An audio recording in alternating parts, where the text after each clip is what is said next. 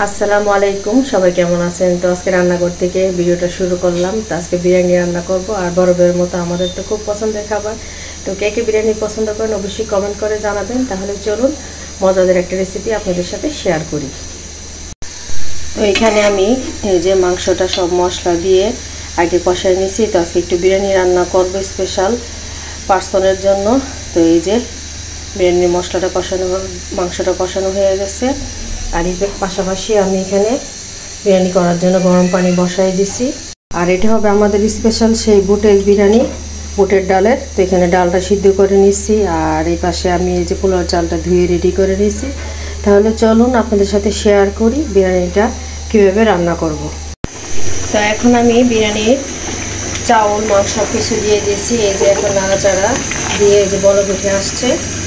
তো এটা হওয়ার পর তারপর আমি বুটটা মিক্সড করে দিব। এই যে বিরিয়ানিটা বলক উঠে গেছে। তো এখন আমি এই যে আমার বুটটা এটার মধ্যে দিয়ে দিতেছি। আর এটার মধ্যে সৌদি আরবের স্পেশাল একটা পাতা ব্যবহার করা হয়। আগে যারা আমার ভিডিও দেখছেন তারা অবশ্যই জানেন এই পাতাটা দিয়ে বিরিয়ানিটা রান্না করা হয়। তো এখন এই যে ভালোভাবে নাড়াচাড়া দিয়ে ঢাকনা দিয়ে এখন ঢেকে দিব মৃদু আছে। তারপরে কিছুক্ষণ পর আবার শেয়ার করব আপনাদের সাথে। এই হচ্ছে আমার বিরিয়ানির ফাইনাল লুক। খুবই সুন্দর হয়েছে, আর টেস্ট করে দেখছি আলহামদুলিল্লাহ অনেক মজা হয়েছে। তো আজকে ভিডিওটা এতটুকু। কে কে বিরিয়ানি পছন্দ করেন সবাই অবশ্যই কমেন্ট করে জানাবেন। আল্লাহ হাফেজ।